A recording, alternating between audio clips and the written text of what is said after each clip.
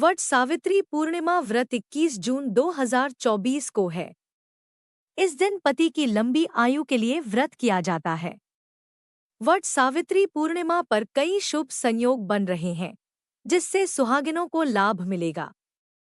ज्येष्ठ माह की पूर्णिमा पर वट सावित्री व्रत किया जाता है। पौराणिक मान्यता के अनुसार वट पूर्णिमा व्रत से महिलाओं को सौभाग्य मिलता है, संतान और पति की उम्र बढ़ती है। इस व्रत के प्रभाव से अनजाने में किए गए पाप भी खत्म हो जाते हैं। वट यानी बरगद को देव वृक्ष माना जाता है। इस दिन वट वृक्ष की पूजा का विधान है। इस साल 2024 में वट पूर्णिमा व्रत के दिन कई शुभ संयोग बन रहे हैं। ऐसे में सुहागिनों को इसका लाभ मिलेगा। वट पूर्णिमा व्रत 22 जून 2024 को है। अखंड सौभाग्य की प्राप्ति और पति की लंबी आयु के लिए महिलाएं इस दिन सूर्योदय से व्रत रखकर बरगद के पेड़ की पूजा परिक्रमा करती हैं। सुहागिनें क्यों करती हैं वट सावित्री व्रत? पौराणिक कथा के मुताबिक सावित्री ने अपने तप और सतीत्व की ताकत से मृत्यु के स्वामी भगवान यम को अपने पति सत्यवान के प्राण वापस करने के लिए मजबूर किया।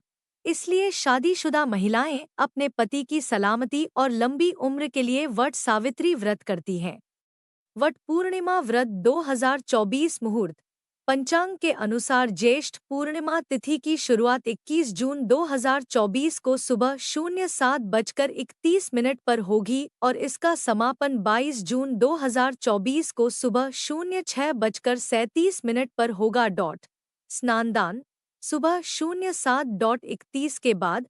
पूजा मुहूर्त सुबह 07:31 सुबह 10:38।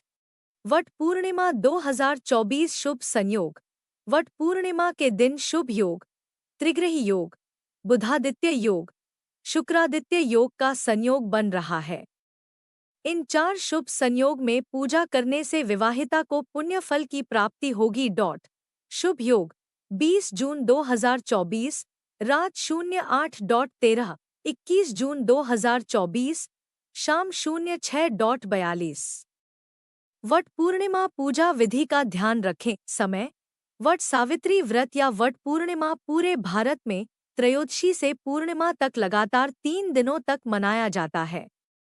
लेकिन शास्त्रों में उल्लेख है कि जो महिलाएं 3 दिनों तक उपवास करने में असमर्थ हैं, वे ज्येष्ठ अमावस्या और या पूर्णिमा की तिथि पर एक दिन का व्रत रख सकती हैं। वट पूर्णिमा व्रत कथा ब्रह्मवैवर्त पुराण में वर्णित कथा इस प्रकार है। भद्र राज्य में एक बार अश्वपति नाम का एक राजा था जो अपने शाही पद के बावजूद बहुत दुखी रहता था क्योंकि उसकी कोई संतान नहीं थी। 18 साल तक राजा ने संतान प्राप्ति की कामना से अनेक अनुष्ठान किए, मंत्र पढ़े और अनगिनत हवन किए। इस दौरान देवी सावित्री उनके सामने प्रकट हुईं और उन्हें वरदान देते हुए कहा, हे राजन, तुम्हें सावित्री नाम की एक तेजस्वी पुत्री प्राप्त होगी। इस दिव्य आशीर्वाद के लिए कृतज्ञ राजा ने अपनी बेटी का नाम सावित्री रखा। जैसे जैसे वह बड़ी हुई, सावित्री की बेमिसाल सुंदरता ने कई वरवधुओं का ध्यान अपनी ओर आकर्षित किया, लेकिन उसके पिता को उसके लिए उपयुक्त वर खोजने में संघर्ष करना पड़ा। अपने जीवन साथी को खुद चुनने के लिए दृढ़ संकल्पित सावित्री ने योग्य वर की तलाश में यात्रा शुरू की। भटकते भटकते वह तपोवन पहुंच गई, जहां उसकी मुलाकात साल्व के राजा द्युमत्सेन से हुई, जो अपना राज्य किसी दुश्मन के हाथों खो चुका था। वहां उसकी नज़र उसके बेटे सत्यवान पर पड़ी और उसने तय कर लिया कि वह उसका पति होगा। जब ऋषि नारद को सावित्री की पसंद के बारे में पता चला, तो वे राजा अश्वपति के पास गए और उन्हें चेतावनी देते हुए कहा, हे राजन, आप क्या कर रहे हैं? सत्यवान गुणी और बलवान है, लेकिन उसका जीवन अल्पकालिक है। वह 1 वर्ष के भीतर ही मर जाएगा। यह निराशाजनक समाचार सुनकर राजा अश्वपति बहुत परेशान हो गए। जब सावित्री ने अपने पिता से उनकी चिंताओं के बारे में पूछा, तो उन्होंने सच्चाई बताई और उसे किसी दूसरे वर के बारे में विचार करने के लिए कहा। हालांकि सावित्री ने अपनी बात पर अड़ी रही और कहा, पिताजी, हमारी महान आर्य परंपराओं के अनुसार एक महिला अपने पति से केवल एक बार ही विवाह करती है।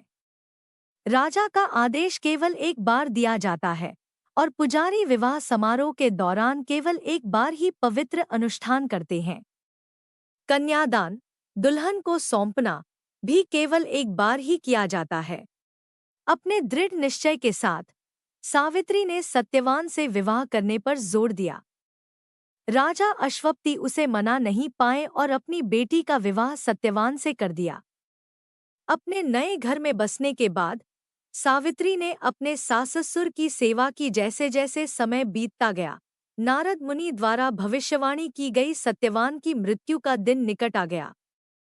सावित्री की चिंता बढ़ती गई और नियत तिथि से 3 दिन पहले उसने नारद मुनि के निर्देशानुसार व्रत और पितृ पूजा शुरू कर दी। नियत दिन पर जब सत्यवान सावित्री के साथ जलाऊं लकड़ी इकट्ठा करने के लिए जंगल में गया तो उसे अचानक सिर में बहुत तेज दर्द हुआ और वह पेड़ से नीचे उतर गया। सावित्री को एहसास हुआ कि उनके लिए यह भयानक सच्चाई है। सावित्री ने सत्यवान का सिर धीरे से अपनी गोद में रखकर उसे सांत्वना दी। मृत्यु के देवता यमराज के सेवक सत्यवान को परलोक ले जाने के लिए आए, लेकिन सावित्री ने उसे जाने से मना कर दिया। यमराज स्वयं प्रकट हुए और सावित्री को समझाने की कोशिश की। उन्होंने समझाया कि यह प्रकृति का नियम है। हालांकि सावित्री ने उनकी बात मानने से इनकार कर दिया और यमराज के साथ परलोक की ओर चल पड़ी। सावित्री की पति के प्रति अटूट निष्ठा और समर्पण से प्रभावित होकर यमराज ने उसे वरदान देते हुए कहा, हे देवी, तुम सचमुच धन्य हो, जो भी वरदान चाहो मांगो। सावित्री ने 3 अनुरोध किए। उसने विनती की, मेरे अंधे ससुर और सास को दिव्य दृष्टि प्रदान करें जो जंगल में रहते हैं। यमराज ने उसकी यह इच्छा पूरी की और उसे आश्वासन दिया कि यह इच्छा पूरी होगी। लेकिन सावित्री ने लौटने से इनकार कर दिया और उसके दृढ़ संकल्प ने उन्हें प्रभावित किया और उससे एक और इच्छा करने को कहा। सावित्री ने प्रार्थना की, मेरे ससुर का राज्य वापस कर दीजिए जो उनसे छीन लिया गया है। यमराज ने उसकी यह इच्छा भी पूरी की और उसे वापस लौटने के लिए कहा। हालांकि सावित्री ने अपनी बात पर अड़ी रही। अपने पति की खातिर परलोक की ओर जाने वाली एक नश्वर आत्मा के साहस से प्रभावित होकर यमराज ने उसे एक और इच्छा करने के लिए कहा। अंत में सावित्री ने 100 संतान और समृद्धि का वरदान मांगा। उसकी मांग को अस्वीकार न कर पाने के कारण यमराज ने यह वरदान भी दे दिया। सावित्री ने यमराज से कहा, भगवान, मैं एक समर्पित पत्नी हूँ और आपने मुझे 100 बच्चों का वरदान दिया है, लेकिन यह वरदान मेरे पति के बिना पूरा नहीं हो सकता। उसके अटूट समर्पण से प्रभावित होकर यमराज ने दया दिखाई और सत्यवान को पुनर्जीवित कर दिया। जब सावित्री और सत्यवान खुशी खुशी अपने राज्य में लौटे तो उन्होंने पाया कि उनके माता पिता दोनों को दिव्य ज्ञान प्राप्त हो चुका है। इस प्रकार सावित्री और सत्यवान ने हमेशा खुशी खुशी अपने राज्य पर शासन किया और अनंत आनंद और समृद्धि का अनुभव किया।